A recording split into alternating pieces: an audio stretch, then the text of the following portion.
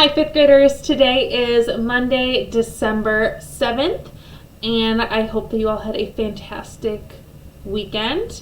Welcome back to school, or well, virtual school. Last week you had started with these videos, so this is our second week of me posting and your classroom teachers posting videos for you to watch to help with the lessons. You're also going to start with having Google Meets with your classroom, and if you want to have them with me, we can set that up as well. Now, we're going to hop right into the lesson for today. The first thing is I hope that you watch the inference video for your classroom teacher. If not, make sure you go watch that for them. And then, of course, watching the video with me, which you are currently doing if you're hearing these instructions. After that, we have the inferences worksheet that looks like this. But first, I'm going to talk about the inferences kind of anchor chart here. So, inferences is kind of how you use background information, so what you've already known, and stuff that was provided in the story to understand what you're reading and to kind of make a prediction about what is happening in the story. So the author might not give you every single detail, but you can put them together almost like a puzzle to figure out, oh, this is what they are telling me, or this is what they're talking about, or that's how that person feels. And all of this, so what you know, what the pictures tell us, what you read, help us understand what we are reading better. So you kind of think to yourself, first, what does it tell me? Second, what do I already know? And lastly, what can I infer? What can I make a guess about this story? Or we call it educated guesses, or make a prediction of what is being talked about. Now, we do have a worksheet that we're going to do together. This is different than what your classroom teacher assigned, but I switched it so that you could do it independently on your own if you want, or if you want to do it with me, you're welcome to listen to me read it now, and I will read the questions for you as well. I'm going to turn the camera, and then we're going to get started. Go for a second. So, here we go. Making inferences. I'm trying to get it so you can see this as much as possible. Okay. The title of our story for this one is No More Tests. Kelly sat crying by the fountain. Her head was in her hands and tears were streaming down her face. She was holding a piece of paper which contained the results of her most recent test. There were so many big red crosses on it, she couldn't even count them all. The teacher had been giving the students tests every single day lately, and everyone was getting fed up. They were feeling stressed and tired, and as a result, they were all failing. So, they decided to take action. All of the students went on strike to protest against the tests. The teachers couldn't believe their eyes. No student had ever stood up for themselves before. From that day on, the students never had to take another test. I'm going to tell you this now. This will not work. But that is kind of what was going on in this story. The first question, is, how do you think Kelly is feeling?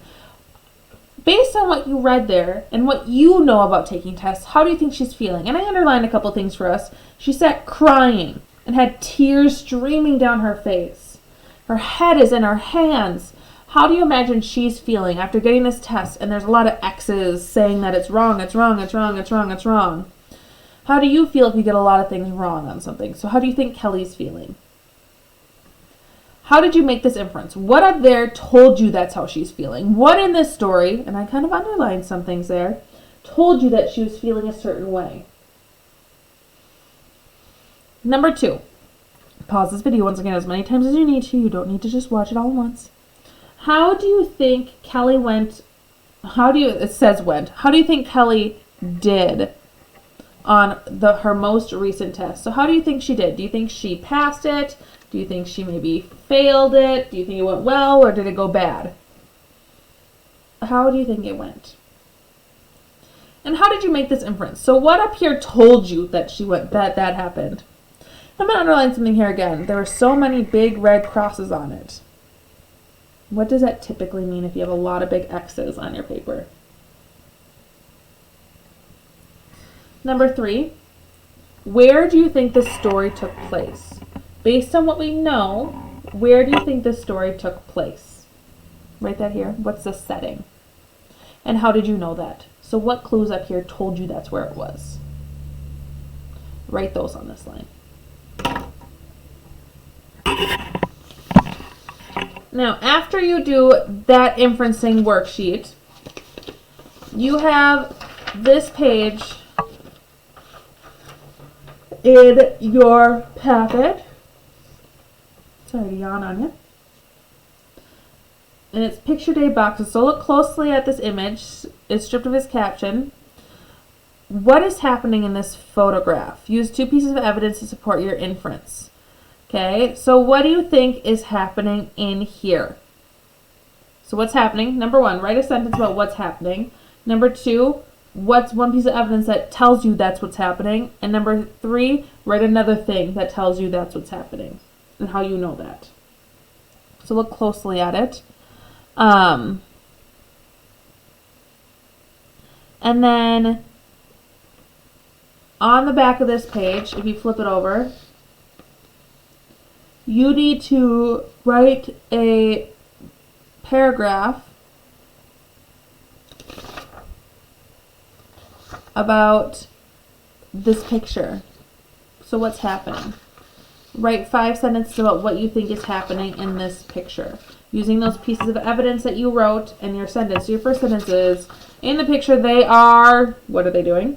And then how do you know that? Your 2 sentences there and kind of how you figured that out. So you need 5 sentences total about what's happening in this picture. What's your prediction? Do you think they're looking at like a solar eclipse, doing like a science experiment? Do you think that they are in a costume contest? What do you think is going on in that picture? That is the last task for reading and writing today, besides reading for 20 minutes. So make sure that you do read for 20 minutes. And then that is everything you need to do. If you're needing help, if you're confused on something, just come into my classroom and I'll be more than happy to help you. Especially on that balloon task, I know that can be a little tricky, so if you need more help on that or on the inference worksheet, let me know and we can chat and I'll help you out. Keep up the great work. Feel free to set up a time to meet with me daily, weekly, whenever you want, over video chat so that you can get help. And this week you also need to start doing your weekly probes for me. So that's where you read for 1 minute, do your comprehension, and do your writing. Those are the 3 things that you are going to need to start this week. You don't need to do them on Wednesday like we typically do. If you want to do 1 today, 1 tomorrow, and 1 Thursday, that works. As long as you're doing them. If you want to do your 1 minute timed reading with me, comment in here and say, I don't know, something. Say, comment the word read, and I will set up a time with you specifically to do the reading together. But that is starting this week. We had a couple of weeks off because I just wanted to get us in the swing of distance learning, but now we're going to get back into it. If you need anything, let me know, and have a fantastic rest of your day. Bye.